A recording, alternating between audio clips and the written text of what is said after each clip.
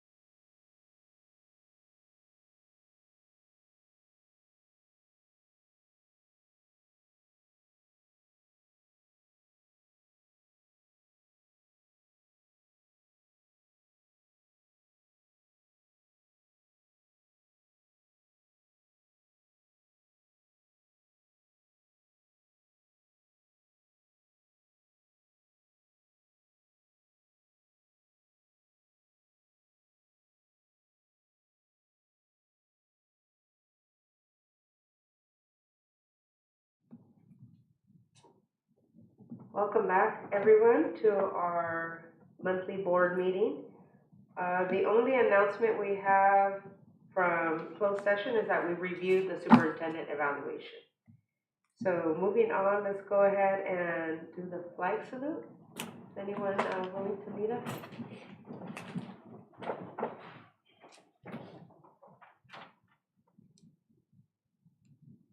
I will. Ready, salute.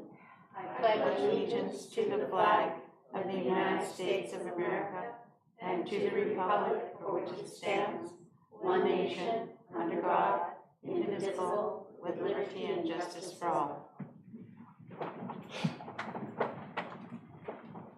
I just want to tell my board members and everyone that I am not going to be saluting the flag.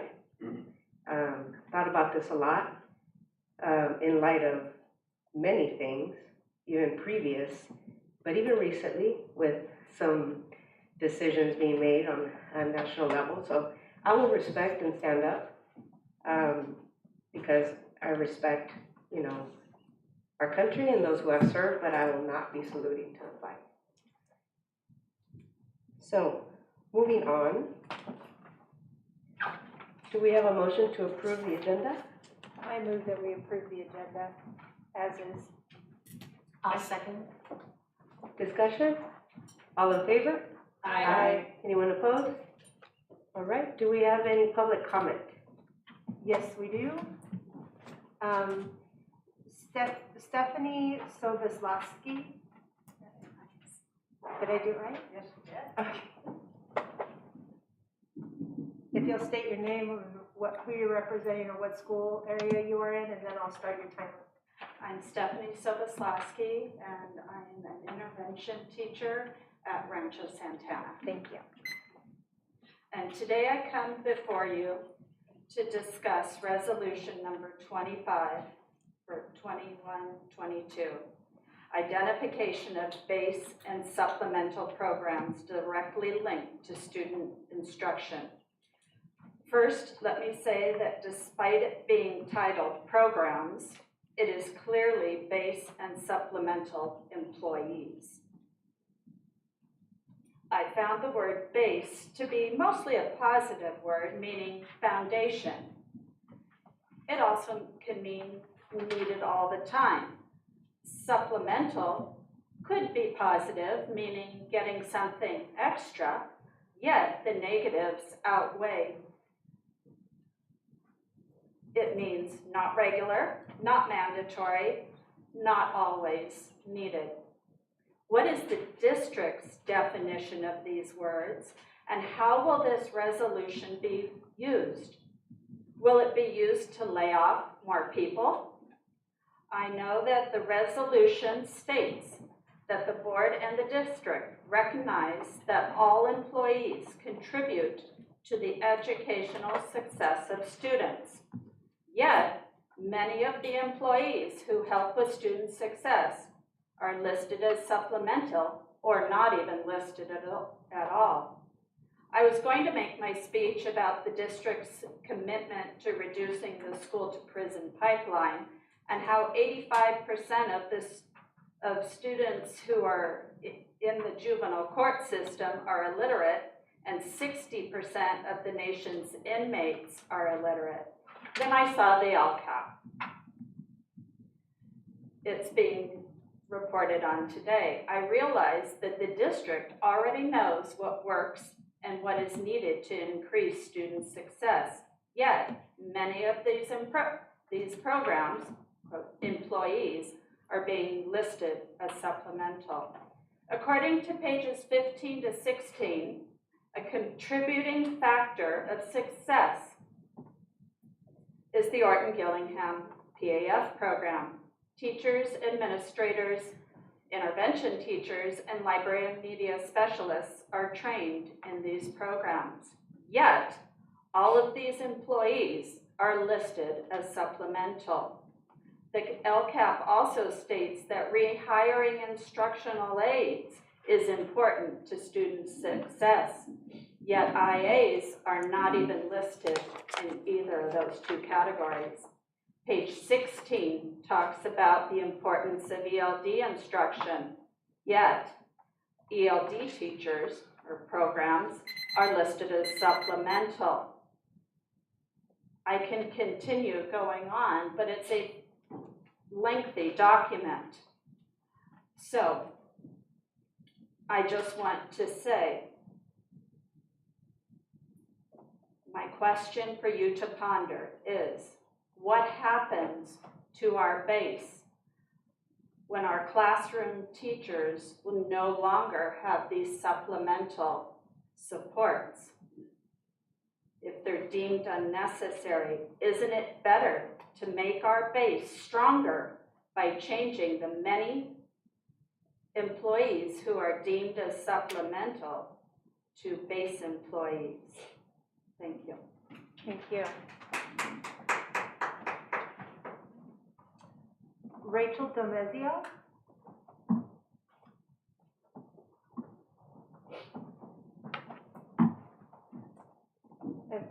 Yeah, you know the drill. I'm short. Whoa, are you okay? I'm good. Okay. But it won't stay. You can hold it. Okay, should I just take it off? Yeah.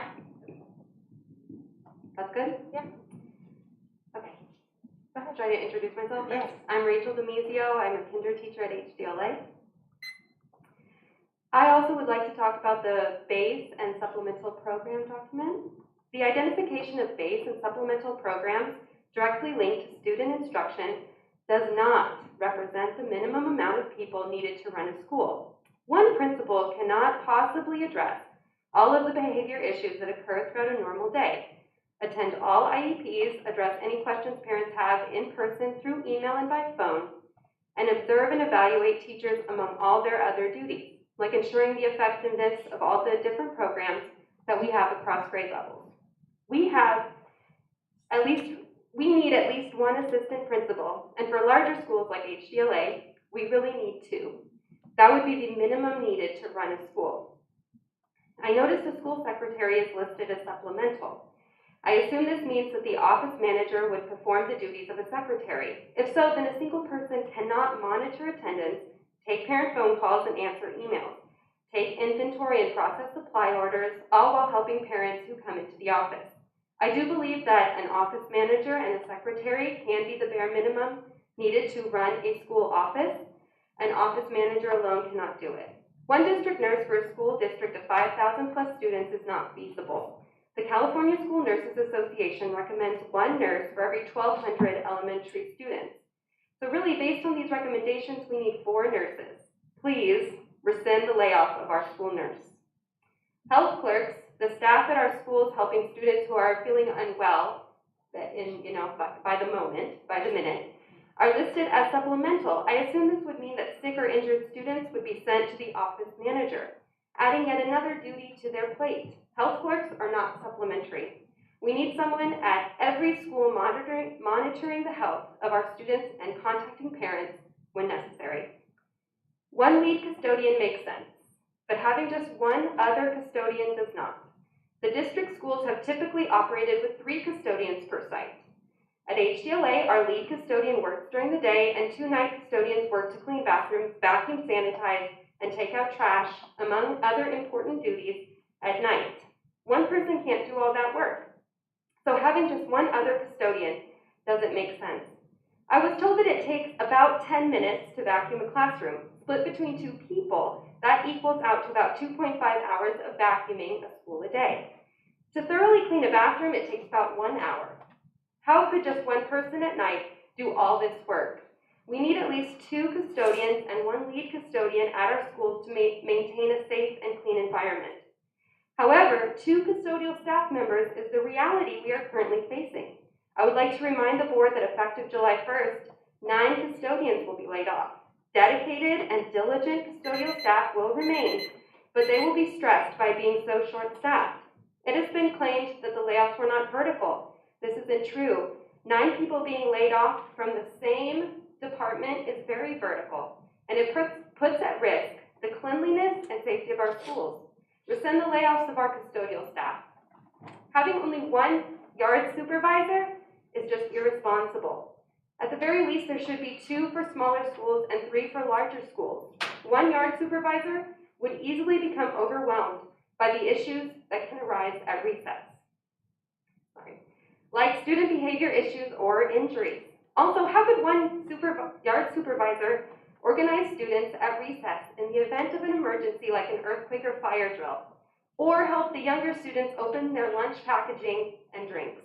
Intervention teachers aren't supplemental in a school district where, as reported in the LCAP, 50% of students are in reading intervention levels, and as of April 2022, less than 50% of all students are meeting standards in math. ELD teachers are not supplemental when nearly 90% of EL students are not meeting standards in reading as of April 2022.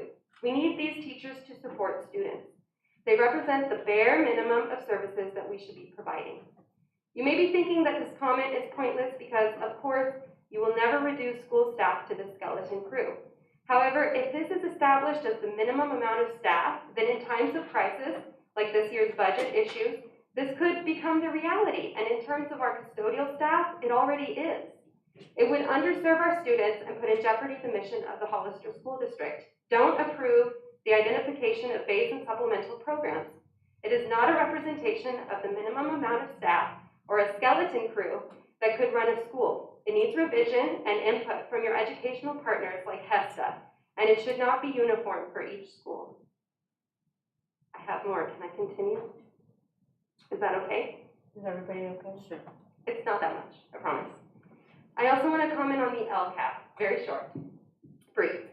Action 1.4 instructs principals and assistant principals to monitor instruction and do walkthroughs and observations. However, principals and assistant principals already are required to observe and evaluate teachers. Increasing the number of observations and evaluations can be tedious and disruptive, counterproductive to what we want. Also, this language insinuates a heightened level of surveillance of our teachers. It is unclear what is meant by ensure that appropriate support is administered.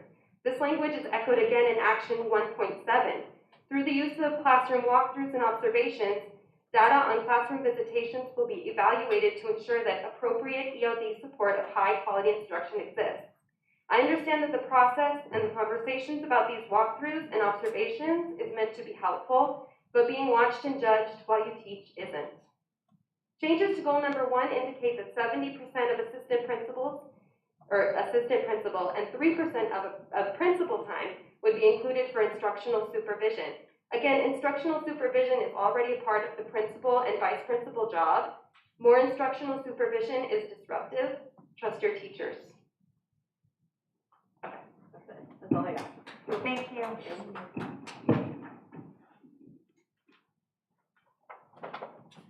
There are no public comment phone calls, so. Okay, our next item on the agenda is report 10A, report on universal kindergarten, pre-kindergarten, Superintendent Sanchez.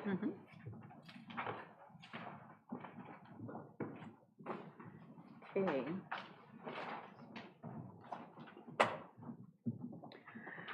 So, let me see. Good evening. Is that on? No. Good evening. There we go.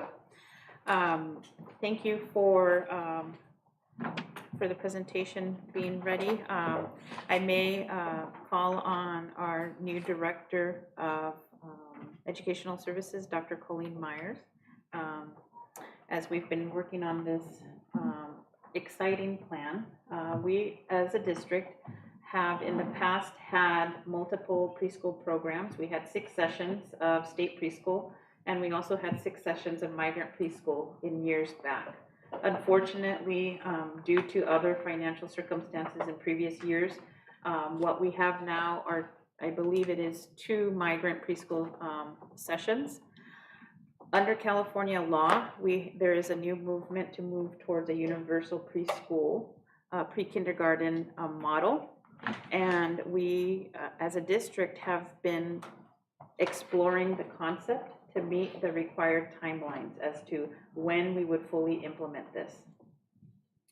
I will briefly go into the plan. Please note that the district is slated to receive $195,000 as the state allocation to implement such a program. It is anticipated that the program cost will will exceed the state allocation, just so that we're aware. So first and foremost, California did allocate funding to universal preschool in their budget. There is $200 million allocated statewide, of which $195,000 will come to the Hollister School District. There's certain ed code, California Education Code, that we would be working under. We also would potentially be working under and with the Department of Social Services to receive licensing requirements. We would have to be working with our HR department for staffing, our facilities department for a room. We will need a preschool room that is appropriate to size and benefits the little ones. We also potentially could offset some costs with funding that would potentially come in. The Expanded Learning Opportunities Program, that would require an extension of the day in order for it to be applicable and in order for us to leverage out that funding. So that's an idea, number 4, and we'll explore it further to help offset the actual costs of staffing and facilities. Yes? So you're meeting like 2 sessions? Actually, it could be potentially like a preschool that would end at 6 p.m. Some of those requirements are very specific for the ELOP. For example, an idea that So that they would come early in the morning and stay till 6 p.m.? the little ones would stay until 6 p.m.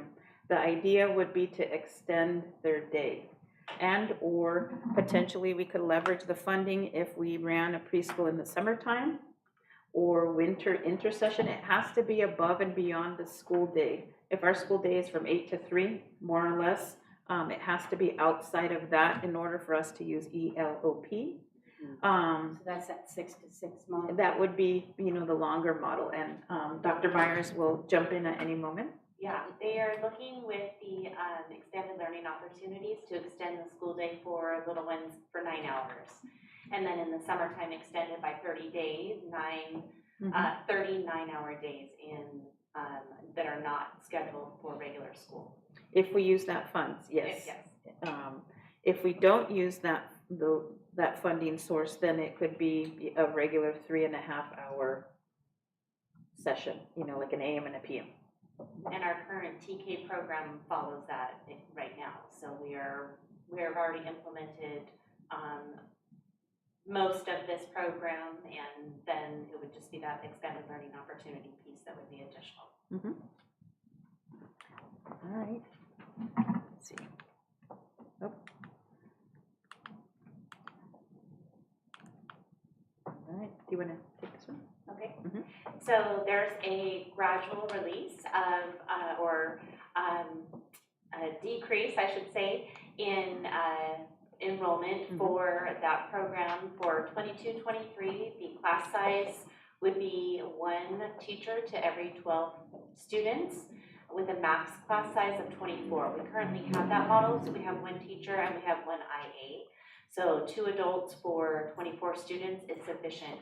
And the criteria for that is the students need to turn 5 between September 2nd and February 2nd at district discretion. So that's nice. Sometimes we get those little guys that come in reading. It's just a gift to them, and or they can, solve mathematic equations. And so district discretion, but certainly if they turn 5 between February 3rd and the end of the year, then they are automatically welcome to attend our program. In 23-24, it is a 1 to 10 class size. Again, a max class size of 24. So naturally, with a 1 to 10 ratio, we wouldn't have a quarter of a person there. So you're looking at a class size of 20, basically with the teacher and an IA.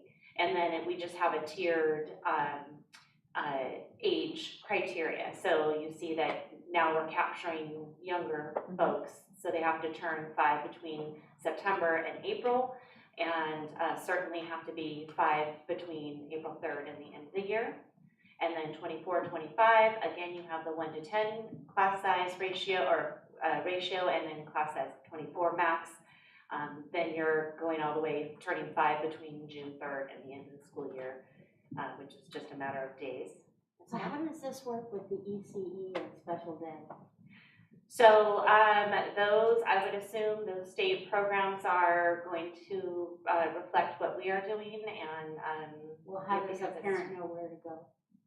So do you mean like the ECE for special education, or for Yeah. Head Start, or for special ed? for special ed? So they would remain, I would think, I have not heard yet that there would be a change to the special ed services offered at the ECE.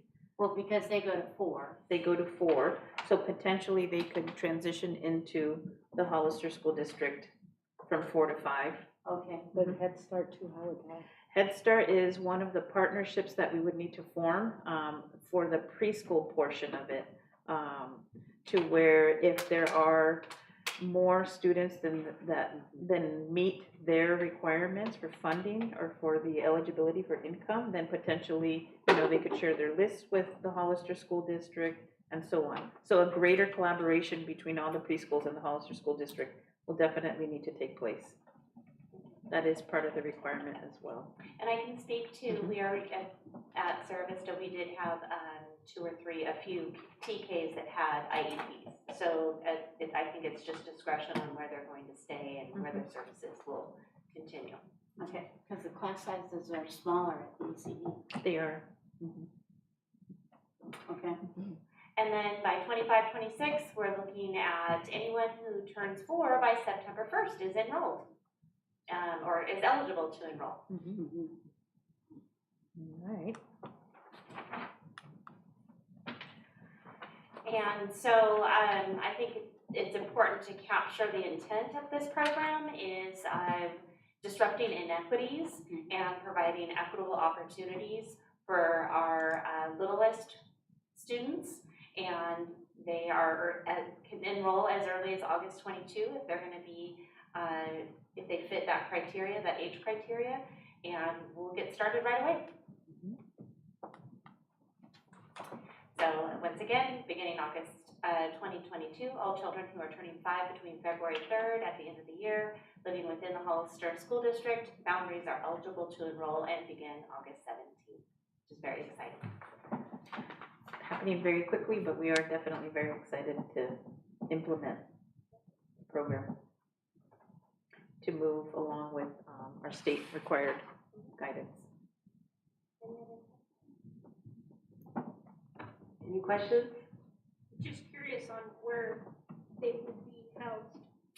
So this actually is already embedded. I think every campus has a TK class already, and so that will satisfy this requirement. It's going to be that extended day that we're going to need to work out, moving that from a regular day to a 9-hour day, and that logistics and where that's going to happen.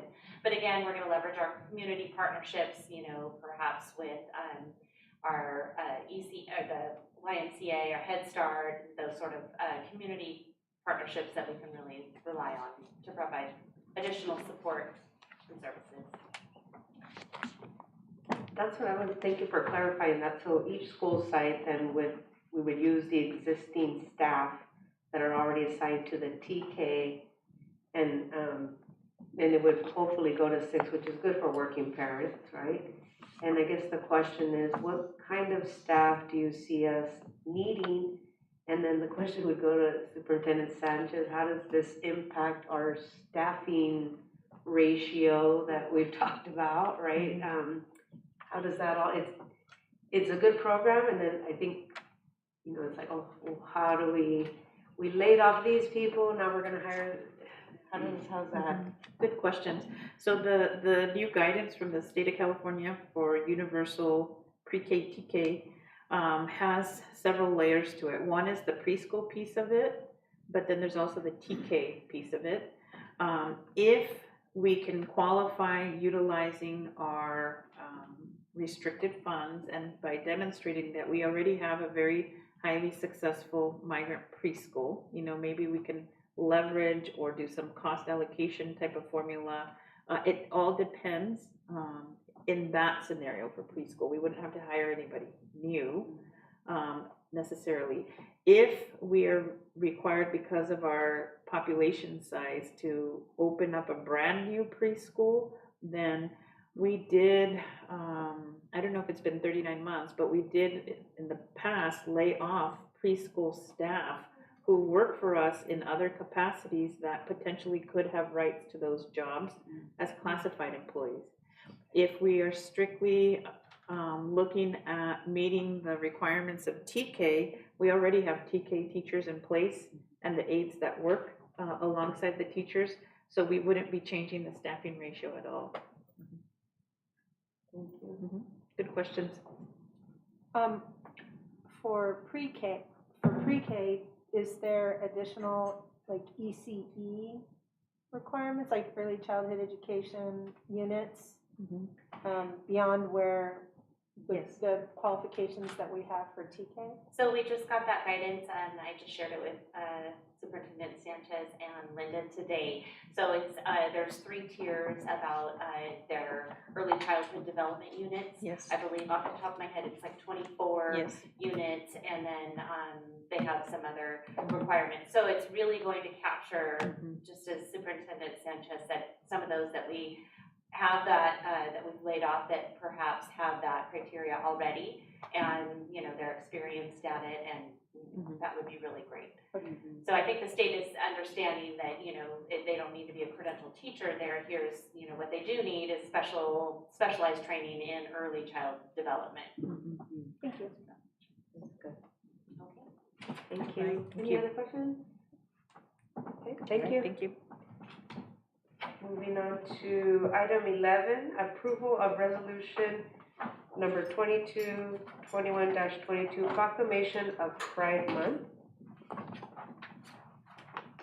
And we wanted to, the board, we've talked about being mindful of making sure that we have these resolutions. Last month, we acknowledged verbally that it was Asia Pacific Islander Heritage Month. And this month, we want to acknowledge LGBTQ plus Pride Month. Whereas June is a time to celebrate our dynamic lesbian, gay, bisexual, transgender, queer, questioning, intersex, or allies community, raise awareness of quality services and foster dialogue to promote a healthy, safe, and prosperous school climate and communities for all. Whereas California state law addresses discrimination, harassment, intimidation, and bullying toward LGBTQIA plus youth, there have been numerous studies indicating the inequities of experience by the LGBTQIA community, including poverty, homelessness, school harassment, physical assault, domestic violence, hate crimes, mental health issues, and substance abuse concerns. Whereas studies suggest that LGBTQIA youth are at a higher risk of substance abuse, cancers, cardiovascular disease, obesity, bullying, isolation, rejection, anxiety, depression, and suicide as compared to the general population. And a 2011 Institute of Medicine report found that disparities in both mental and physical health that are seen between LGBTQIA and heterosexual non-gender variant youth are influenced largely by their experiences of stigma and discrimination during the development of their sexual orientation and gender identity. And whereas there is a need to focus on localized efforts that support LGBTQIA youth, including student and school resources that focus on positive behavioral interventions and support, resources on school climate that address bullying and parent engagement, as well as tools for student health and wellness. And whereas LGBTQIA people in the United States have made and continue to make vital contributions to the United States and to the world in every aspect, including in the fields of education, law, health, business, science, research, economic development, architecture, fashion, sports, government, music, film, technology, literature, civil rights, and politics. And whereas we are working to cultivate positive and safe school environments for youth to foster confidence and knowledge to successfully navigate and improve the ever-changing world. And whereas by recognizing Pride Month, we reaffirm our commitment to support other policies, practices, and curricula that honor and respect LGBTQIA plus students, staff, their families, and people in our community. Now therefore be it resolved that the Hollister School District Board of Education commits to ensuring the equal treatment of all people regardless of sexual orientation and gender identity. Therefore, be it further resolved that the Hollister School District Board of Education designates June, I'm assuming today? June 28th, 2022 as LGBTQIA Pride Month to inspire equity, create alliances, and celebrate diversity. Any comments? All right, we just wanted to make sure that we acknowledge Pride Month for our staff and our community and our students. Approval. And, oh, can I get an approval for this, please? I'll make a motion that we approve this resolution. It's very important that every child in our school district feel the warmth and love of every adult and every person on campus. I second that motion. Discussion? All in favor? Aye. Anyone opposed? Okay, thank you. Number 12, do we have a motion to approve our board minutes? So moved. I'll second. Discussion? All in favor? Aye. Anyone opposed? Okay. Discussion and action items. We have 14A, approval of annual declaration of need for fully. We have to Oh, do the there's consent consent item. item. Oh, my bad. Thank you. We received, the board received an email at 4:27 today on consent items that I just saw a little bit ago. Okay. And, but we had already approved the agenda. We cannot pull any Right. more discussion. Is it possible to read their comment? I don't know, I think it's too late, yeah? Well, public comment would be in person or on the phone. Okay, not something that is Email. email, yeah, Well, okay. what we are gonna approve consent items, right? And then do we have? No, we don't have We approve discussion. the agenda. There's We no approve the discussion agenda. unless we pull something ahead Ahead of of time time, to I know. discuss. We cannot do that at this time. Okay, I just wanted the board to be aware, we all got it Okay. at 4:27, but we were in closed session. And we weren't checking our emails, so. So note to whoever wrote that if they would like in the future for that to be in public comment, to either call in or come down. in person. Then. Thank you. Okay, so then 13A, approval of agreement. No, No. we do. Oh, we do, all we're the good, okay. consent items. Yes. So we're good? So I make a motion that we approve the consent items 13A through 13. That's a lot of. I think it's BB. BB? Okay. 13 BB. Okay. I second. No discussion? All in favor? Aye. Anyone opposed? Okay. 14, approval, 14A, approval of annual declaration of need for fully qualified educators for 2022-23 school year. And we have our Director of HR, Linda Villalon.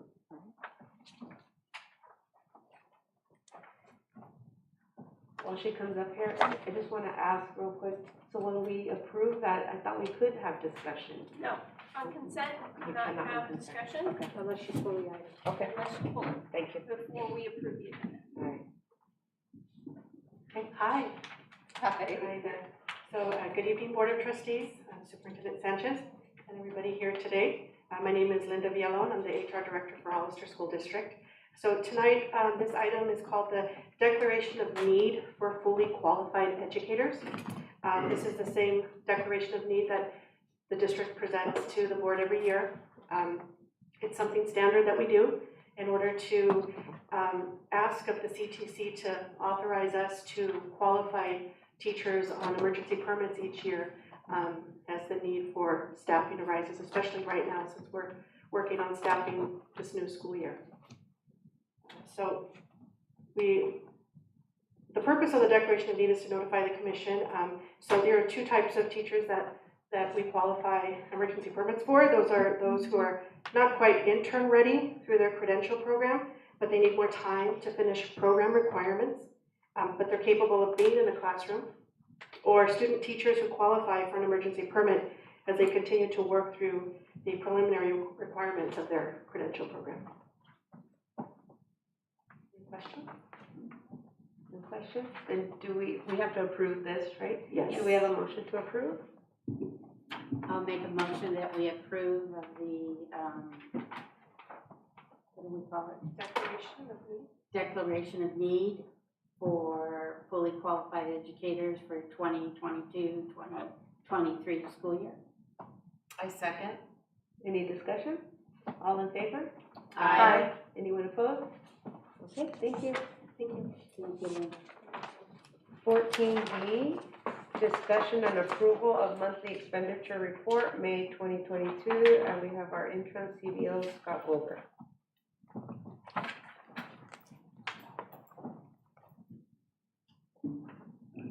Good evening. Tonight, what we did in our last meeting is we had a one sheet that provided us an restricted snapshot. Those snapshots are strung together to get to the estimated actuals that you have in your Form 01.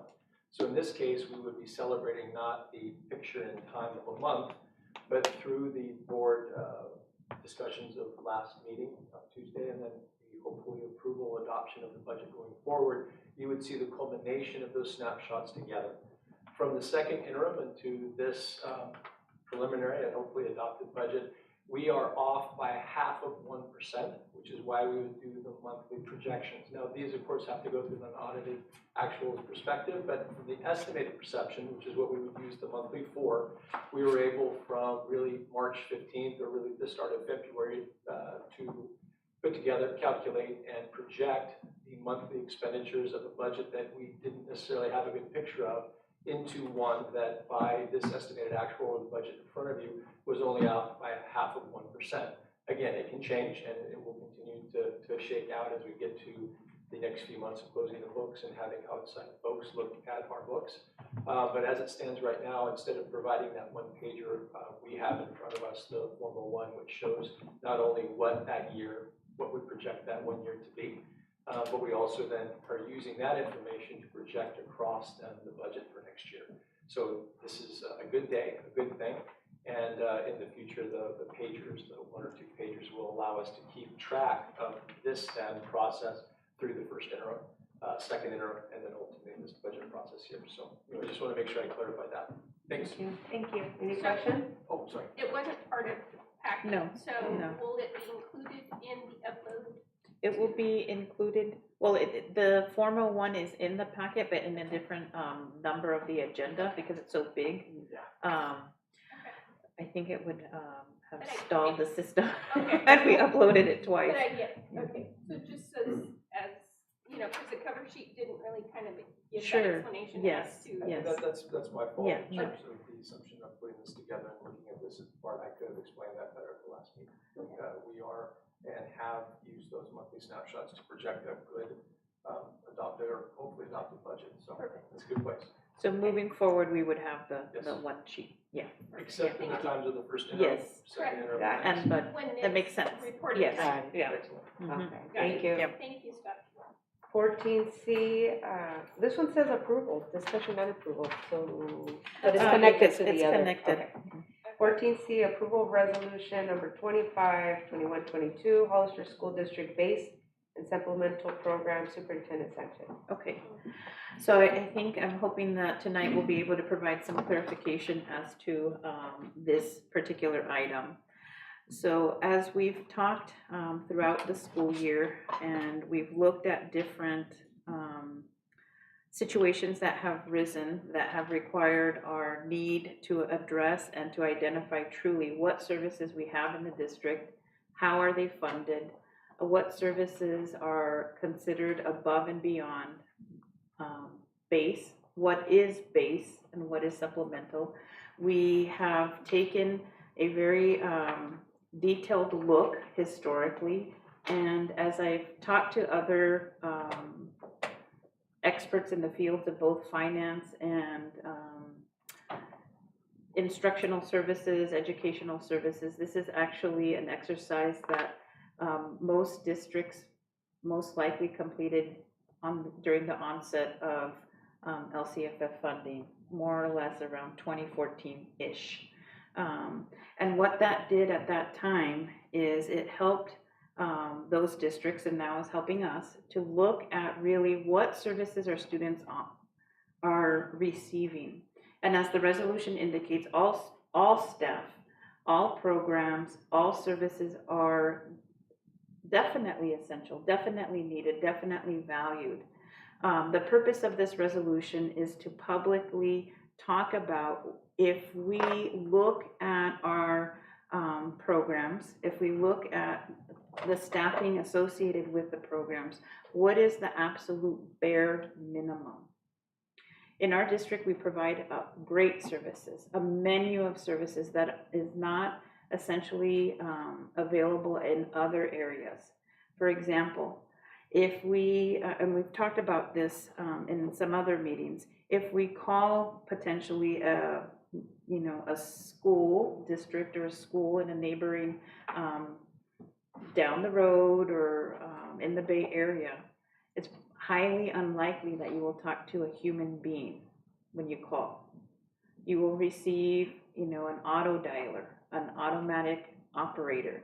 We have the privilege and the ability to have staff who are the face of our schools in the front office. If we were to look at really identifying what is bare minimum, this is where this list of base program comes in.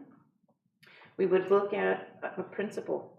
In our district, a few years back, we did have some elementary schools that had one principal to about 800 students. No AP. The school ran and functioned. Not ideal, but nonetheless it functioned. That would be base. You need at least one administrator there. What would become supplemental there, then the additional would be assistant principals. If by chance, we were able to allocate even more, then I understand the idea and the concept for 2 assistant principals at very large schools, or perhaps, at comprehensive middle schools. Again, that would be in addition to the principal. That would be, you add that to the foundation. So that becomes supplemental, and so on. And not all positions are listed on this list. We as a district have many more positions. And very few of our district office positions are on this resolution, because this idea and concept is to capture the programs, the positions, the staff that directly are working with students and particularly delivering the instruction. What we have, of course, like we heard tonight, are intervention teachers, interventions essential to our students, and I would love to expand our intervention program, but it's our classroom teachers that directly instruct our students. So that's where the concept and the idea come of base and supplemental.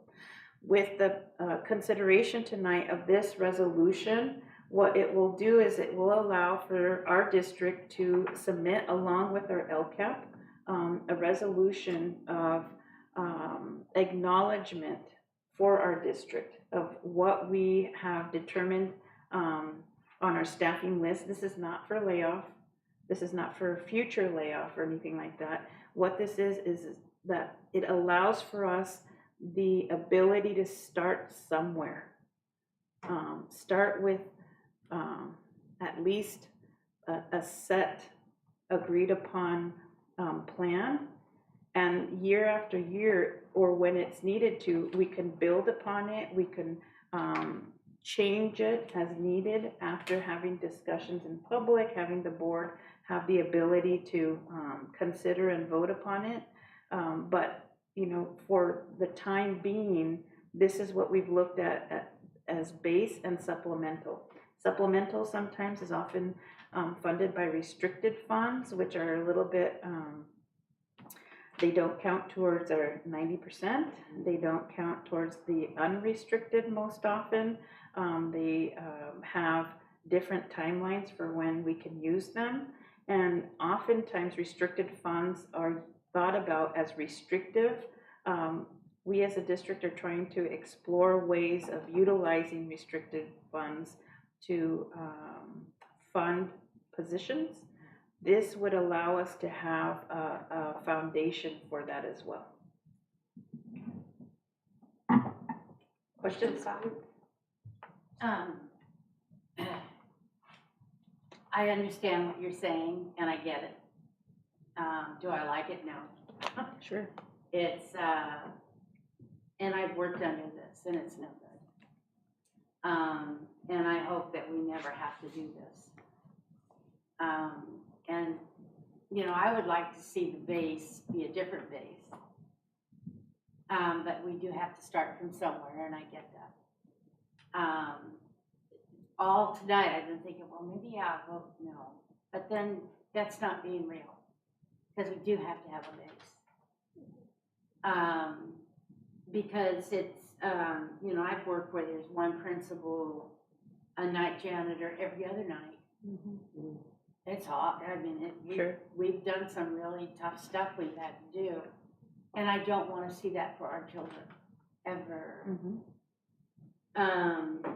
But I understand, I've kind of got it in my head now that it's like a science classroom skeleton, you know, and that these are the bones. And then we can add on some muscle and sinew and that kind of stuff. So I get that now. Mhm. It took me a while, it's Mhm. slow. It did, because Erica and I talked about it last night, because I was upset. Mm-hmm. So, yeah, I understand it now, and I will approve this now, because it is just the bare bones. And we have to start from someplace. And once you get that in your head, this, for me, that's thick. But once I got it through my head, I can understand it. Because it is just the bare bones, and what we have to do is down to build upon that, so that it's not so sparse. Mm-hmm. Thank you for that. The idea is to build upon the base. It's definitely not to take anything away from the LCAP. It's not to take away, you know, the yard duties or the remaining custodians. The idea is to be able to align everything with our funding. Yeah, I don't want to see a school like this. I No, mean, right. But I understand we have to start somewhere. Right. I get it. I think for me, I also understand this, and I'm, you know, coming from the conservative side, only because I wanted for us to be mindful of positions that we bring on board and that can be sustained. And that was something from the point I got on the board, because living through cutting down to the bone and past that, it was no fun, and our kids suffered. And to regain and recuperate all of that loss, it's just like now with COVID, you know, it's going to take years to recover. But you know, I understand starting from somewhere. But we've also talked about the ratios and being mindful of certain sites are bigger than others. Right. They have different needs. So I'm not quite sure if that is being considered also within the base.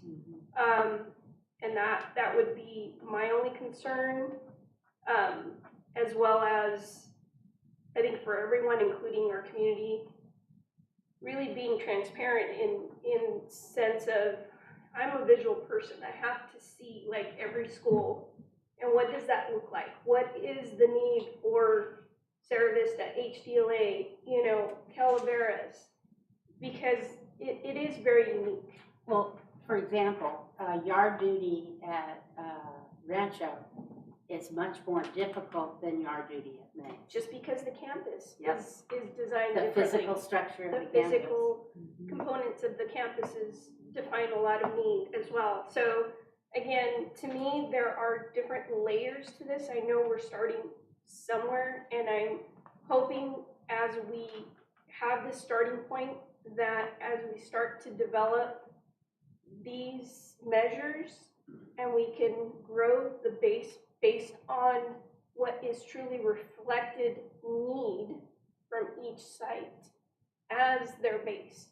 Because right now it's just a standard template is what I'm understanding. Well, And can then- we, I mean, I think, if I could interrupt, because I think to your point of, I would agree, like, how do we blanket say one principal, one this, one that for a school of 500, 600, 700, 8, 9?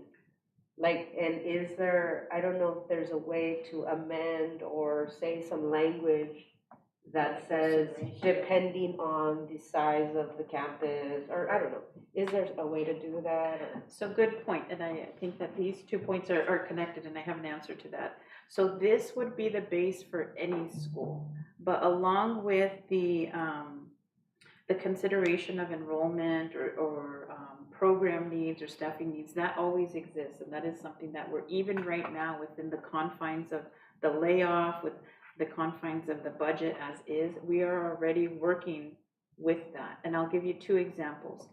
Our 2 largest TK-8 schools are HDLA and Land Lane. They have been allocated within what is remaining of the custodial staff more than 1 FTE of night custodian. And that is because of their size.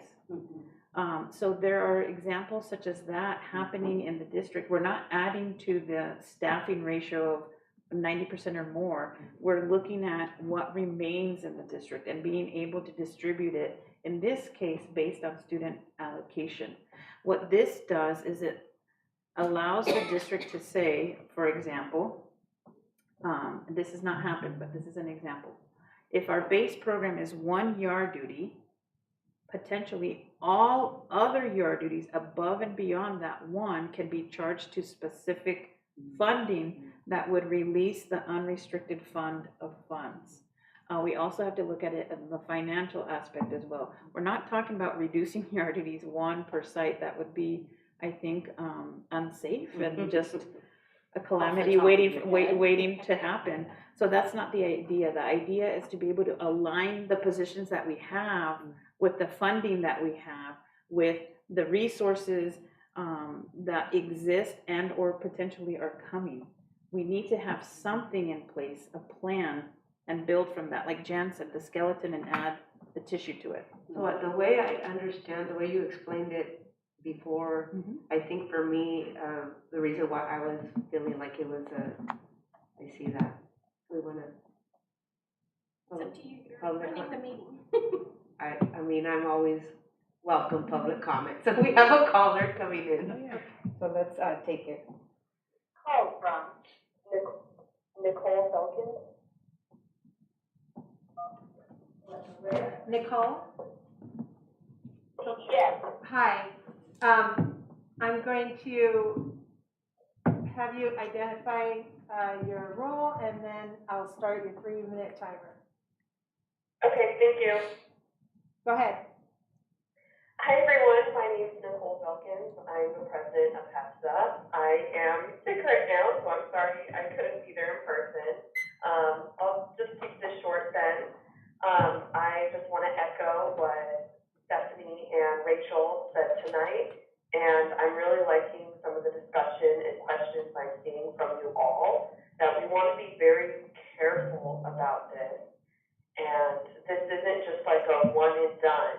This conversation should be ongoing, and it should evolve over time. And again, we want to be very careful, because all of a sudden these positions will now have the frame of reference. Those are considered supplemental, will be viewed as supplemental, and all the kind of connotations that one thinks of as supplemental, I also almost think of as expendable. And so again, we just want to be careful with crafting that narrative and that message, because, you know, obviously all school staff are essential. We we are essential workers, and obviously we can still get COVID. That is spreading like wildfire in Hollister right now. So again, I just want us, I don't recommend you pass something tonight. Think about this a little bit more. And I also support what you said earlier about Tidelands. Thank you very much. Sorry. Bye-bye. Thank you. All right. Thank you. Hope you feel better, Nicole. So what I was saying is initially, I think when I was thinking about this, I thought about it in the financial terms is what I was understanding, not that it was right, but I think it's valuable to like, for me to say it back for myself so that I make sure I understand and, because the way I understood it when you presented it was that it's a way for us to leverage funding in the shortest way to say it. I think you're being creative to save people on campus. Right. I don't think, from what I understand, you're not saying these people are more important than these people, and these people are gonna, if we run into a budget crisis. But now when I hear, folks talking about it, I could see why people would interpret it that way. So I think for us to be sure that that is not our intention, but that our intention is to leverage those resources to keep our essential staff. I mean, I don't know, and I agree that this is a this is a start. And then, so is there a way that we say, can you continue to have conversations? Are we going to do this annually? Is it every 6 months? What is your your strategy? So I would say, my recommendation would be that we have a foundation and then that annually we talk about this, because this also could be tied to the LCAP and the way we align the LCAP and the resources. The LCAP has to be adopted and the public hearing, it all aligns with the budget. So it is all aligned essentially. We as a district can opt to, from here until, whenever the board decides, on an annual basis, we will revisit our base and supplemental program. Students' needs change over time. Student needs now are not the same, I understand, as they were in 2014 when the LCFF started. But we need to start somewhere because we don't have it in place.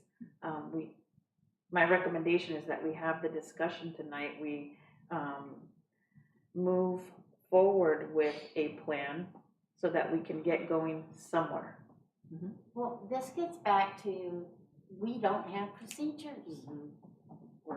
We just don't have them. We were told this when we hired Diego. We do not have these procedures in place. And this is what we need. And so I think if we look at it this way, that we're building ourselves procedures, this is what we have to do so that, when another big thing hits, we've got something instead of nothing. I feel for funding, this is the best option that we have, especially if we go back to it yearly and recheck, and no one's expendable. It's just,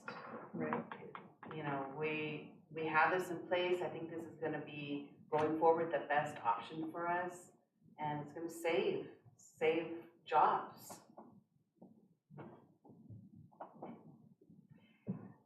Kind of everything that everybody else said, but I just want to be clear. This needs to be done tonight to tie to the budget approval, to tie to the LCAP approval, correct? It's all connected. So it isn't an opportunity to reject it, and then also with as far as, and meet those other deadlines, right? There were subsequent steps beyond tonight that we have discussed that are tied to this. Okay, and if we want to command the narrative and make sure that people understand that the fact that supplemental program is a technical term, Yes. that needs to be stated the way it's stated, so that it isn't with unrestricted funds. It's financed in a different way if needed, correct? Correct. Essentially, it is, I'm looking at the list right now, would be restricted funds that live in unrestricted, but they're specific. Versus unrestricted, which That are is just just the clear big unrestricted. bucket, Yes. right? Yeah. Okay, so I hope that for whoever's listening out there, that it clarifies that it's not It's expendable. not part of the 90%. It's a financial, yes, and it doesn't fall under the 90% that we have to keep That's the key. in order to be approved, fully approved, right? So it won't increase the 90%. Last week, we talked about us being at 90.5. Correct. So I would say we're at 90.5. Right, to be clear, right? That's the key. That's the So key. supplemental does not mean expendable. It just No. means we put it in a different bucket It's for paid for. the budgeting purposes. Correct. All right, thank you. Any more discussion or questions? Do we have a motion to approve? I make a motion that we approve resolution number 25:21-22. I'll second. Discussion? I would only say that we definitely make sure that we revisit agreed. this. No, I mean, for me, Okay, even with the state still coming Right. with additional funding, right, as we, Yeah, had talked about looking at each site, Right. what the base looks like for each site, and what the additional needs are. right, And then what the money, how the money comes in and through which buckets, we could look at augmenting The base, what that looks like for each site's needs. correct, okay. I just want to say, because of Scott and his monopoly money, and the moving around of the restricted and the release of the restricted money and how we were able to do it, that's the only reason I understood what was happening right now. Thank you. Excellent teacher. okay. Any more discussion? Call for the vote, all in favor? Aye. Anyone opposed? Okay. 14D, approval of local control accountability plan 2022-23, Superintendent Sanchez. Okay, so this is a copy of the LCAP that we publicly discussed and held a public hearing for June 21st, a week ago today. The items remain the same. We still have 4 goals. Last week we talked about those 4 goals, the different actions. Tonight is a moving forward of the process, in the sense of tonight the board would need to consider approving the LCAP, and after that the LCAP itself would go to the county. The County Office of Ed has specific steps that they need to take to approve and or provide technical assistance in the upcoming weeks so that we could provide further clarification.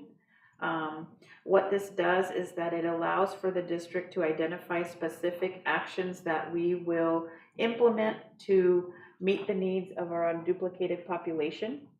I do want to clarify something that did come up last week, in the sense of there was an idea floated out there that potentially part of the language of the LCAP included increasing the instructional minutes of staff at certain sites. That is not accurate. We're not looking at increasing the instructional minutes at the sites. What the language in the LCAP is indicating is that we are acknowledging that our comprehensive middle school sites, and potentially others, but particularly Rancho and Mays, are teaching more minutes than the state required minimum. So the state requires this much, our staff teach more. We're not asking to, up everybody. What we're saying is that we would capture that amount, that percentage of time of the instructional day of those staff, and that is above and beyond what generally is provided in school districts. We're going above and beyond. And to help meet the needs of specific students, that the district would look at charging a percentage of the salary equivalent to the additional minutes that staff teach to supplemental and concentration. That's what the language means, not that we're trying to add minutes. We are simply aligning the LCAP to what we have in place. That was a big, I think, area that we should provide clarification in. And then tonight specifically is for approval of the LCAP. The presentation from last week is included. The document is included in the agenda again. If we have any questions from the board that you might want to talk about, or you'd like to ask me, I'm more than happy to address any of the questions that you may have in regards to the LCAP. When we do our new goals for next year, do those new goals then go into our new LCAP? How does that work? So LCAPs are in 3-year cycles. Right. This upcoming school year will be year 2, I believe, of our LCAP. So we'll have 1 more year with these goals. We could add goals. I don't think it's recommended that we delete a goal. Right. We could add actions in the future. Well, like, I know we don't have RISE, so we're taking that out. I mean, there's some things that we just have to take out because it's no longer pertinent. Right, so in that goal, you're specifically talking about goal 1. We took out RISE, but this is where we put in language to address the instructional minutes and the overage that we have. Right. So we also looked at including our library media specialists and the work that they do with all students, but in particularly making literacy accessible to our unduplicated students. Some of our LMS staff, they help run the reports that help our staff look at how our English learners are progressing. They help provide literacy programs. They help in various capacities. So where we had to remove a goal or an action, like RISE, because we're no longer funded for RISE, we did add other instructional pieces to it, to the document. Okay. And how about like school safety? Schools Things like that. Like I'm looking on page 282 or 47 of 97. Let me get And there. it says baseline 78% feel safe at school. So that I'm not there yet, but what was the page number 240 or 250? 282. 282, We're on goal 2. okay. Let me scroll as fast as I can. It actually starts on 281 maybe, doesn't it? Well, no, it's goal 2, description, safe, engaging, and inclusive classrooms and schools that meet the social emotional needs of all students. So the question is what we're doing to increase. 280. Yeah, page 45 out of 97. And the page I was looking at is the baseline. It talks about suspensions is the first column. But I was looking at feeling safe at school, which is the 3rd page, page 47 and 97. Right. But the actual, I think the point is number 4, where it says percent connectedness to school as measured by CHKS. Oh. And then it just boils over onto 282, I think. That's how I'm reading it. So page 45 is the beginning of the metrics. We have to measure all of these goals and actions by a specific and concrete metric that we can gather evidence by. The California Healthy Kids, CHKS, California Healthy Kids Survey, helps us measure whether or not Okay, I'm students feel bringing safe. this up. I'm bringing this up Okay. because we want to meet on August 3rd. So is that too early to meet if we're going to be looking at goals? No, because these metrics are the end of year metrics. So if we use these as our baseline for goals, then this is We'll- the we'll starting have- point. We'll have new data for this then? No, this would be the starting point. Mhm. The desired outcome shows as 100% connectedness by 2023-24. Yes. Oh, I So see. that's the goal. Mhm. Okay. This is a three-year plan. I know, that's We super set high ambitious. standards. We want everyone to feel safe and welcome at school. That's super. Or they show progress every year. Mhm.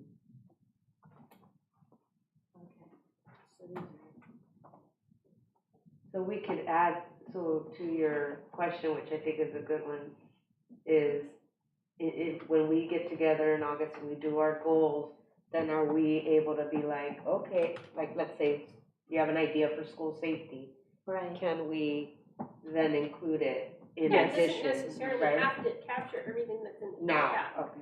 It could be part of it, but Mhm. you could also bring in other pieces that you Right. may want Right. to have a discussion with her as Mhm. far as what those goals you want to set. And Absolutely. just to fill the public in, during closed session, the board was speaking about when we could meet in order to define goals for the superintendent for the following year. And for the district. And for the district, well, Mhm. yeah, because she's the head of the district, right? And that we wanted to make sure that we were tying them to the LCAP. Right. So that's what this questioning is all about. And for me, I think what I go back to is how does this now encapsulate the positions that will be needed to perform these things or are, because this year we kind of moved some of this out of the LCFF into the needed pot to recover from what our people costs were, right?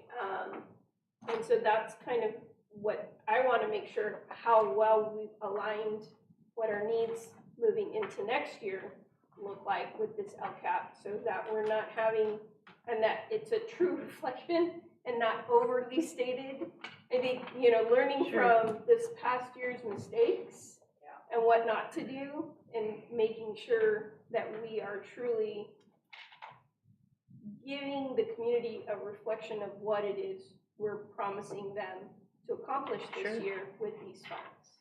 Okay, very good point. So if we go, there's 4 goals.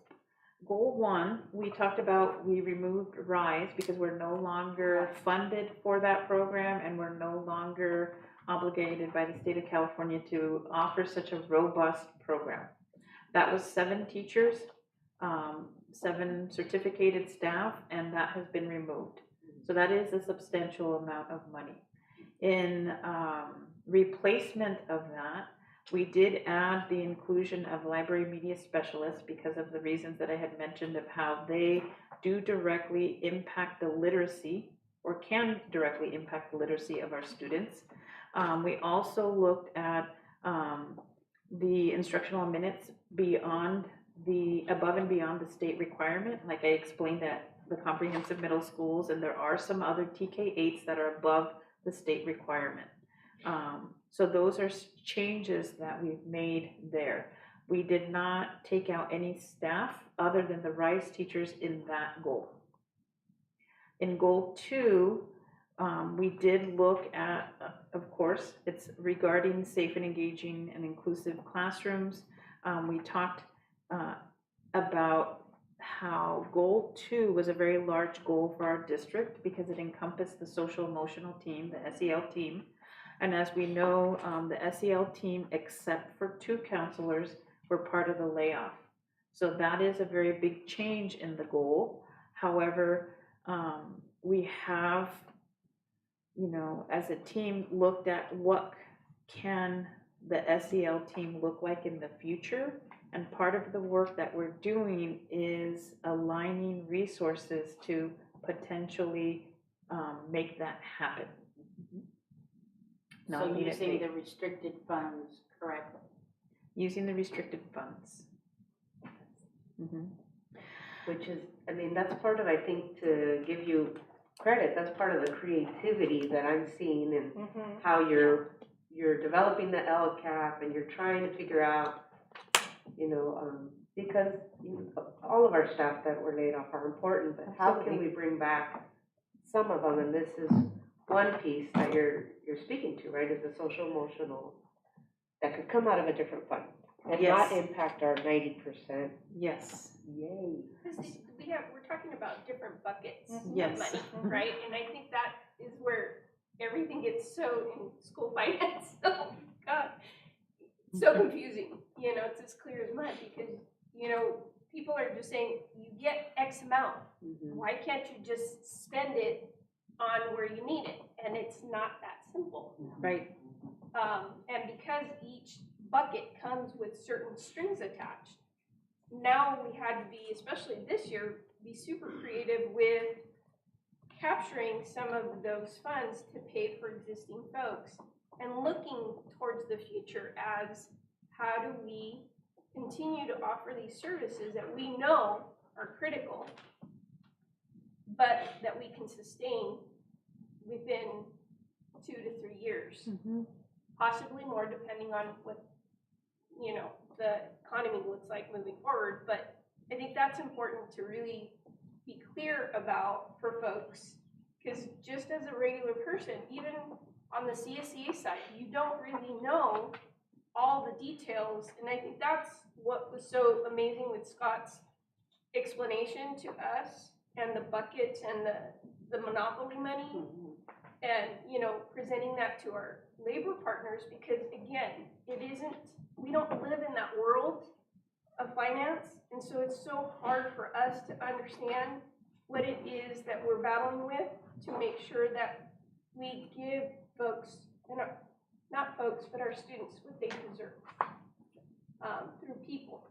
But we have to be able to do it responsibly. And that's, I think, what we want and are focused on bringing forward starting next year. Goal 3 does not have any changes.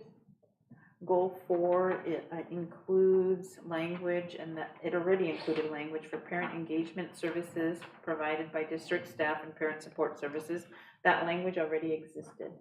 So what we did is we looked at, of course, through the entire process, which I haven't mentioned yet, is the stakeholder, the educational partners feedback. SEL was 100% top. So we are taking that into consideration as we're moving forward, taking each step in the order that it needs to be taken before we can get to an outcome that is desired by the entire community. There's certain steps that need to be taken. We're also looking at the remaining staff and what services they provide within their job descriptions to meet the needs of our unduplicated count. Our students that are English learners, our foster youth, our students in transition, and so on. We know that most districts have a district nurse or more. Most districts do not have a district nurse and health clerks at each site. We, in the past couple of years, have increased the FTE count, the actual number of employees that are health clerks, and the hours that they work. We allocated more hours to them. So that is above and beyond parent engagement, because they interact with the parents. When a child is sick, who calls the home and tells the family what the symptoms are? The health clerk. Particularly right now with COVID, who is calling the students' homes? Our health clerks, and so on. When there is some sort of illness or need for immunizations, it's our health clerks that are calling. So that is providing our family support. We also have and see, of course, we know that having had 3 district nurses during COVID was essential. We know that we had 1 layoff, so we have a 2nd district nurse. That is above and beyond, and we'd like to capture that within the LCAP, as our 2nd district nurse always provides parent support, family support, outreach, and support to the health clerks that are also supporting the families. So it's all tied together. We're looking at 30%, and these are the changes that I'm talking about specifically, 30% of the assistant principal's time in outreach to families. When we looked at a daily snapshot of what our assistant principals do district-wide at all of our schools, I think we can confidently say it's probably more than 30% of their time that they deal with families. But to look at a reasonable amount, we came to the determination of 30% of their salaries of all assistant principals could be dedicated and could be easily, cataloged as providing family support to the families at their sites. And then the principal, we know that it's a lot more than 3%. However, we settled on a 3% amount of the salary of the principals. So as you can see, we're looking at district-wide all of our staff. We've included classified staff in the realignment of the LCAP. We've included more teacher time in the realignment of the LCAP by really focusing in on the extra time that our teachers are teaching and charging that portion of the salary to SNC. We're looking at the time that our assistant principals and our principals spend at a lower level, but with the families, and we're charging that to the LCAP. When we talk about leveraging our resources, looking at what the community is interested in family support, I think we've captured it. It releases also unrestricted funds. I don't see SEL in here and the parent liaison. Right, so we have, remember, in goal 2, I believe, is SEL. We talked about how SEL was part of the layoff, and so the remaining SEL members is 2 counselors, which I believe are in the LCAP, and how through the various steps that we're taking, we could ultimately, as a team, look at utilizing restricted funds to meet the needs of the community. The community has indicated that SEL is a priority. So we are definitely looking at that, just not through the LCAP. But what about parent liaison? Could I use those? The parent liaisons, remember, those are for migrant funded. Okay. So it's a completely separate restricted pot of money. It's Okay. called, when we're talking about supplemental, the little lesson is it's super supplemental. It's way above there. Okay, Yeah. I'm just thinking of the people that I use to help me. Right. They're still there. I They're all know, still there. I know. I saw Becky. Yeah, they're still there. Okay, Mhm. all right.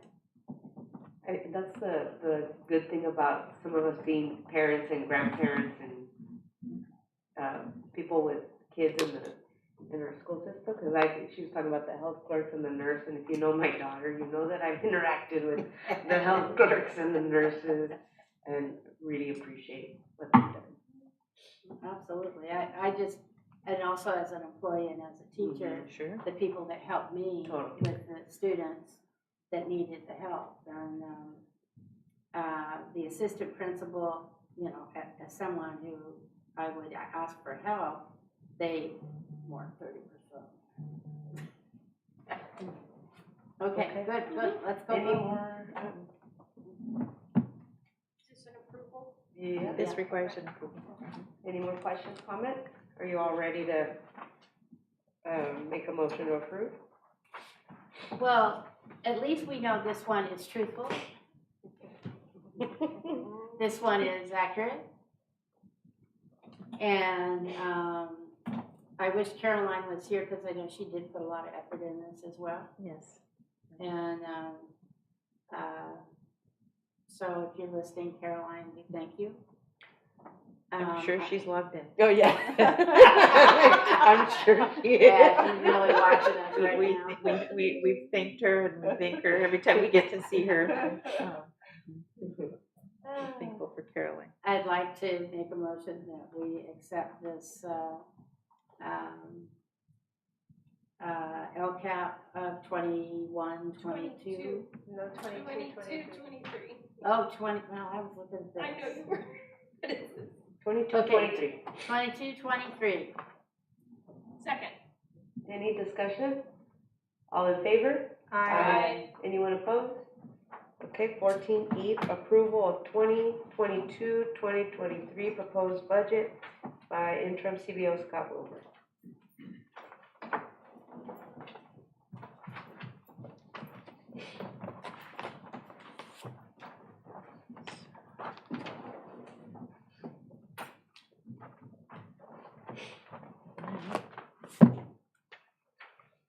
So the process in front of you is a continuation of the adopted budget that we presented on Tuesday.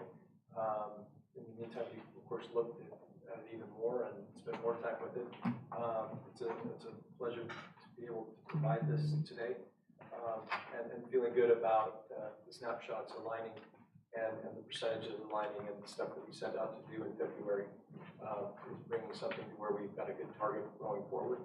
And so we asked, or I asked, that we propose to adopt it and allow the process to continue even more finite corrections and growth over time to align with the realities of the new state budget and the needs of our students. Because every dollar is a child dollar. Yeah. Questions, comments? No? Just thank you for explaining, taking the time. I think this is the most I've understood how much money we have and where it's at and how do we, so it's been very helpful. Yes, sir. Do we have a motion to approve?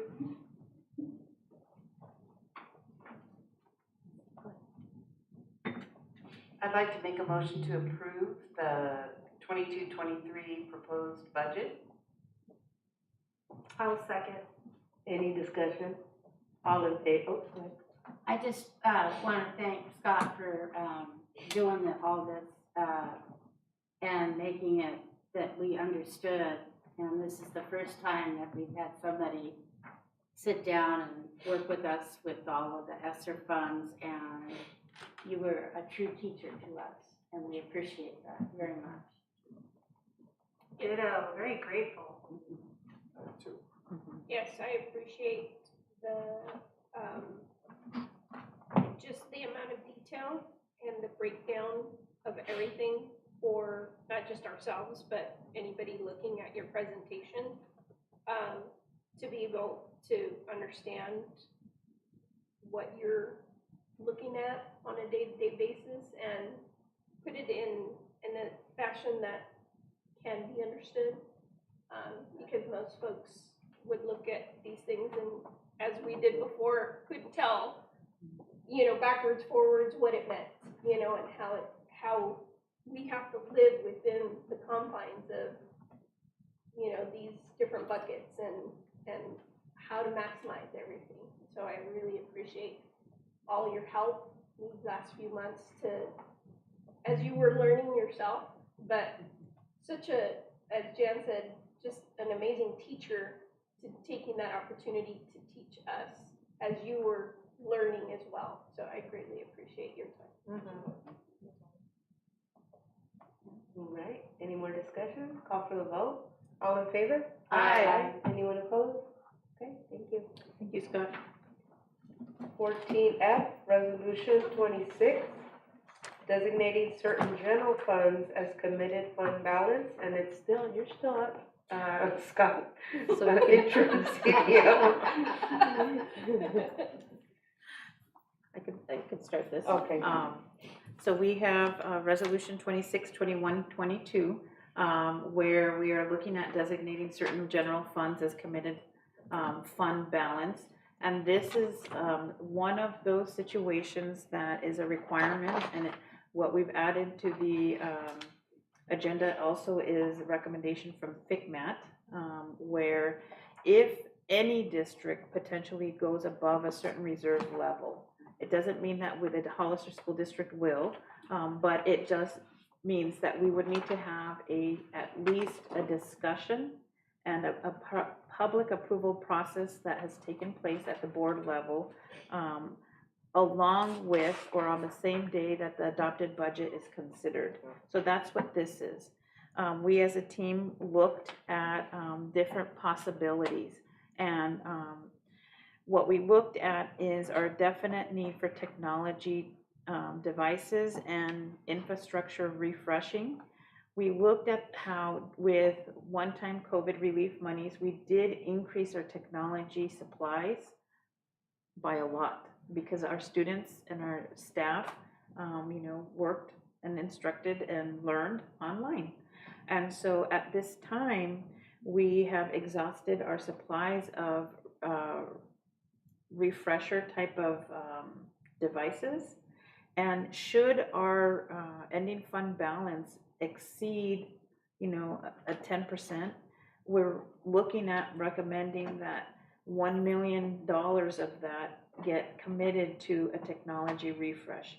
Is this dead set in stone? No, the board can make changes to it. It's just a preliminary plan just in case, basically.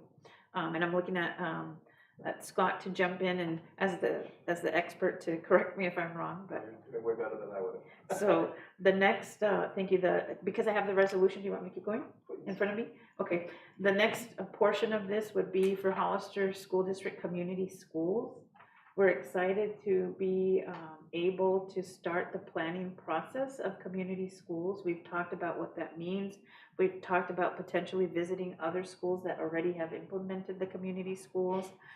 So we're looking at potentially for the 23-24, 24-25 school year, and so that all schools in the district have something to look forward to. Those that are not becoming community schools could become and go through a branding process with their staff and their administrator to focus on something of their liking, of their choosing, that will benefit their student population, potentially a $500,000 amount to be allocated to the schools to get their plans up and going. That would be divided up, not each. It would be great if it could be each, but it would be divided up among the schools as a one-time type of contribution. The other thing is for retirement.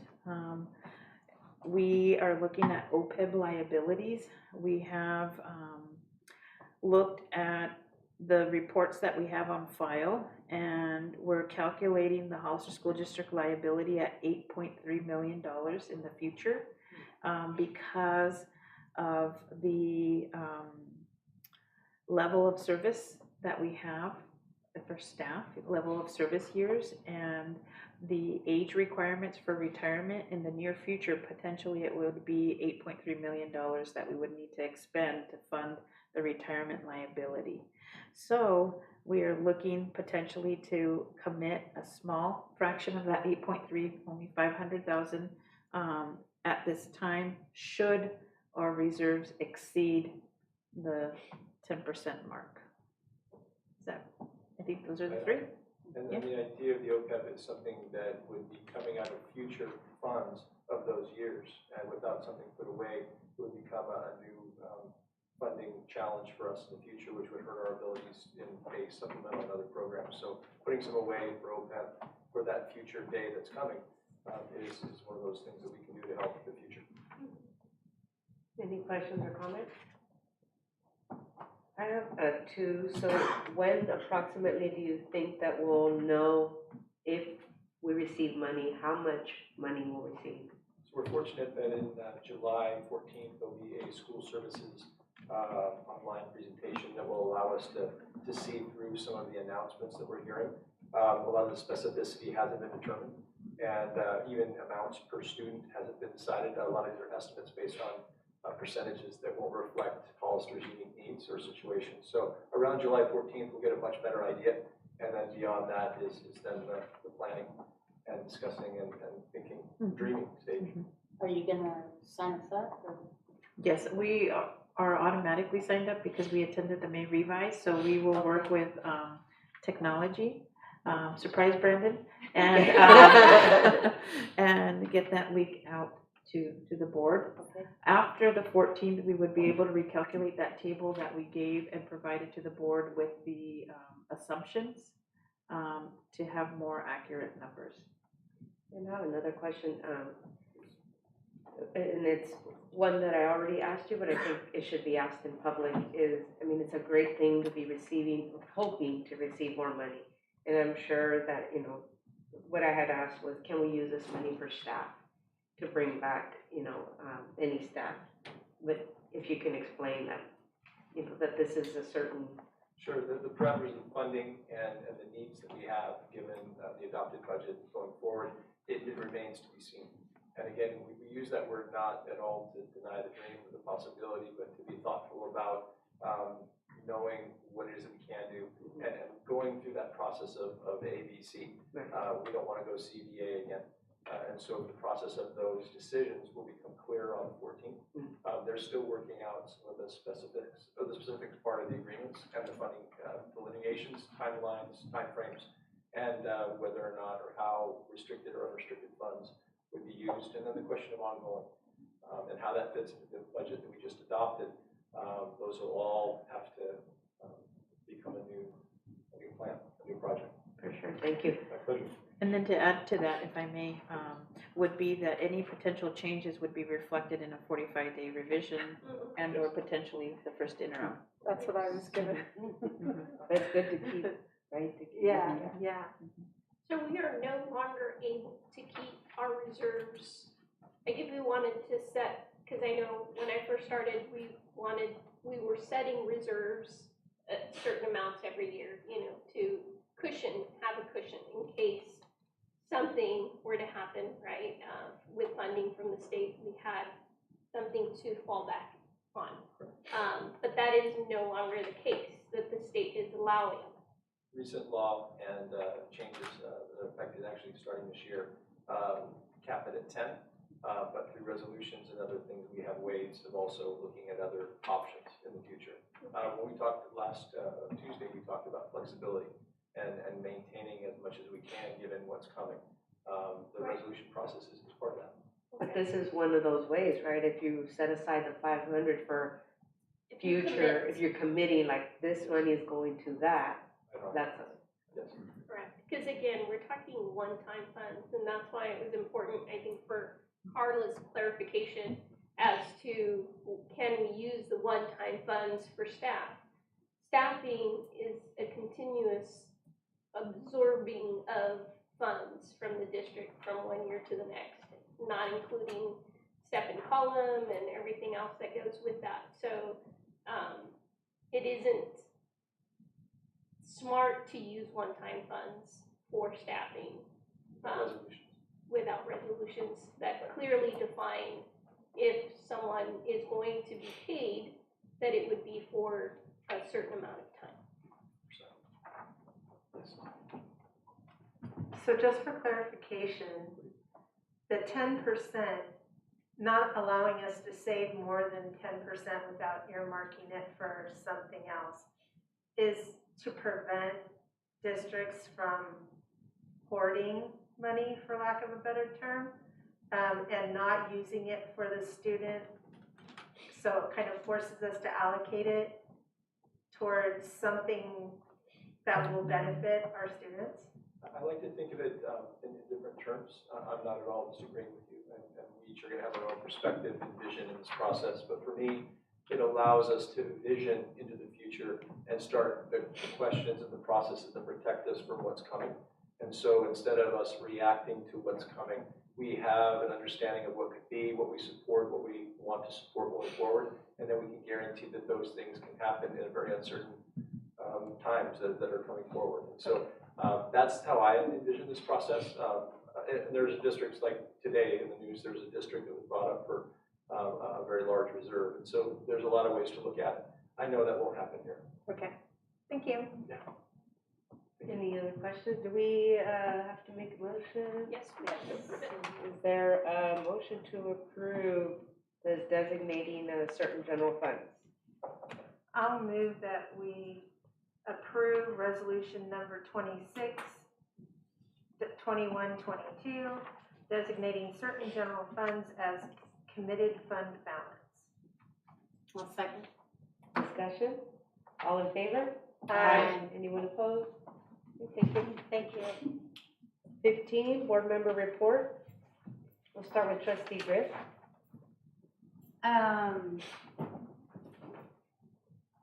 I would like to go to the summer schools. Yeah. So I don't know if I have a partner in crime, but I would like to take a visit and, yeah. So Erica, you could set that up, please? Sure. And I don't know how many board members want to go, but we can only take 2 at a time. Party of 2. Party of 2. We'll figure it out. Yeah, and, I would also like to, Are you okay over there? well, I know, You're going into the requests. No. Okay, You're all right. jumping ahead. Trustee Martinez, board member Nothing report. to report. Trustee Tosti. I was able to go to a couple of graduations. Oh, I went to all of them. Jan, go ahead. I went to all of them. That's it. I attended Rancho San Justo and Rancho Santana, and they were really, really nice. They showcased the students, and I liked that the students were front and center. Rancho Santana. It showed their accomplishments, and which was really nice to hear and see. I also finished my Master's in Governance classes. That's right. And I look forward to using those and helping our team grow and myself, helping myself grow. I also wanted to thank Superintendent Sanchez for all of her creativity in the LCAP and her timeless work during the whole year. I know it was very challenging and complicated, and her priorities are always focused on the students, and I appreciate that. Thank you. Total team effort. I can't take the credit for that. Last but not least, I want to congratulate all of the employees of the year. I didn't attend that. I just think that's a wonderful thing that this district does, and I hope they continue to do so. Trustee Mark. I also finished the Masters in Governance. Yeah, and learned a ton that I also hope to incorporate into the way we do business as a governance team. Knowledge is power. Yes. And I will jump on also the congratulations to you and thank to you. everybody in the cabinet who worked hard to Yes. come up with this creative realignment of the LCAP that I feel is going to really make us a better district moving Yes. forward. Thank you for that, everyone. I also attended the graduations, all but one, because my niece, that day, my niece was graduating as well. So I think what I noticed is each school has its own flavor, right? Each one does its thing the way they're gonna do it, and people really put a lot of effort and work into it, and the kids are just so happy. And yes, one particular school, Rancho Santana, had played music for each of their students as they walked up. And I mean, they're smaller, right? I mean, and so that was really nice to be with them. Very personal. Very personal. And I remember when HDLA used to be that small. When I saw that, I was like, wow, and now HDLA, and then next year they're double, you know, and just seeing the growth throughout the years. And what else do I have? I was really bummed that we weren't able to attend the employee awards that were held, I saw on Facebook at the high school. It would have been nice, you know, to do that, but I think we wanted to maybe acknowledge our staff in August and have them come in person and acknowledge them here. We'll do it personal. I think he had mentioned at that breakfast, the back. Oh, okay. welcome back At the breakfast welcome back, would- okay. Would be perfect. Okay, so there you go. And yeah, so congratulations, I think, to everyone, all the hard work that you all have put into this process. The budget, this has been such a nightmare and a pain in the you know what. And, We've learned a lot. and we have learned a lot with you, and so thank you. And I think acknowledging all of our staff and including those that were laid off, still, still keeping hope, but, we're trying. And yeah, acknowledging you all too. It's been tough. So next, future board agenda items? Well, yeah, She has a list. I- She has a list. It's the same list, and I got some answers today, but we need to do something about this stuff. And it's board policy that, how do we wanna deal with, the F rates and suspension and retention, and, we have to define what is a comprehensive middle school versus TK through 8. Yeah. We've got to get that Yep. together. That's really a high priority item. And I think we need to have people around us. Yeah. Sure. It has to be an inclusive discussion, and it needs to be done ASAP. I to me. agree with you, and I think, of course, wanting to hear that that's all of our agreement to look at middle schools. Right. But I wonder also, tied with the budget, right? Like timing wise, do we do that in July? Do we do that in August? Actually, I think it needs to be done, like, it ASAP? should have been done Should have been yesterday. done, yeah. Because we've got kids, I know. parents are trying to figure out what to do. Yeah.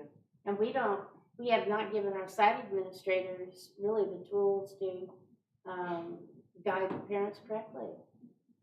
So just for clarification, administration did meet with one of our unions to talk about comprehensive middle schools versus the TK8. So we did have that conversation. We have not publicized anything. I think that at the board level, there needs to be decisions as to what exactly, and I think we're moving towards that as we're aligning everything. But if we're going to promote certain aspects of TK8, like on a pamphlet or a brochure, I think that we all have to be synchronized as to Well, and I what think models. site administrators have Sure. to be involved. Sure. Well, going back to, do we have board policy that defines? There is no board policy Okay. for our district. And I would even, I think we had talked about this, correct me if I'm wrong. We did. We talked about having this and including public, our labor partners, and sitting down, like doing a whole workshop, right? Yeah. Splitting up into, and also, not just comprehensive middle school, right, but also, our HDLA difference Right. and our TK difference, and just each specialty.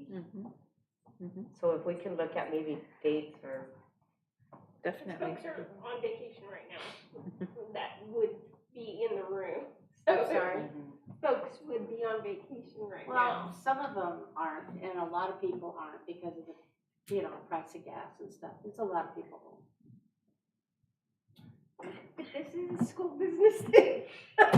I'm just saying, they would want to come in during their vacation time. Well, obviously, if we ask employees to come in, then we should, per diem. I think that's a different discussion. Okay, let's figure this one out. Okay. But we definitely want to have that meeting. Anything else, future agenda items?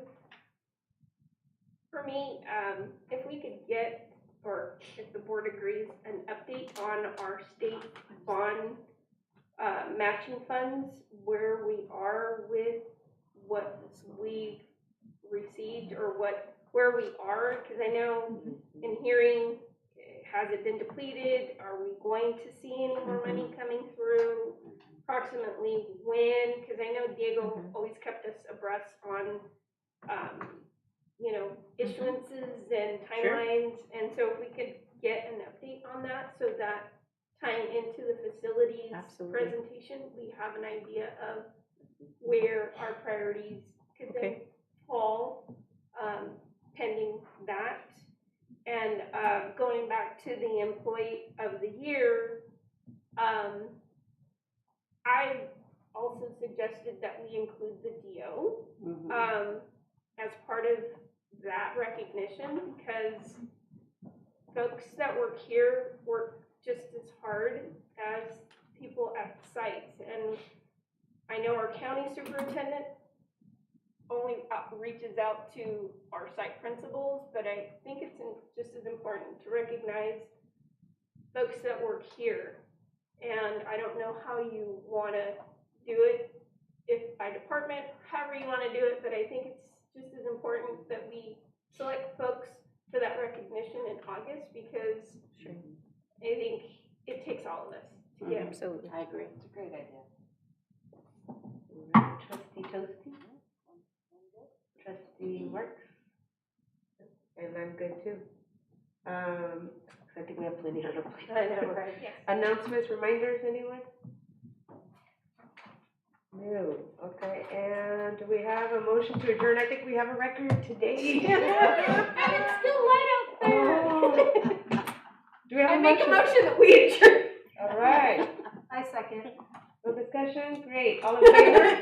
Aye. Anyone opposed? All right, thank you.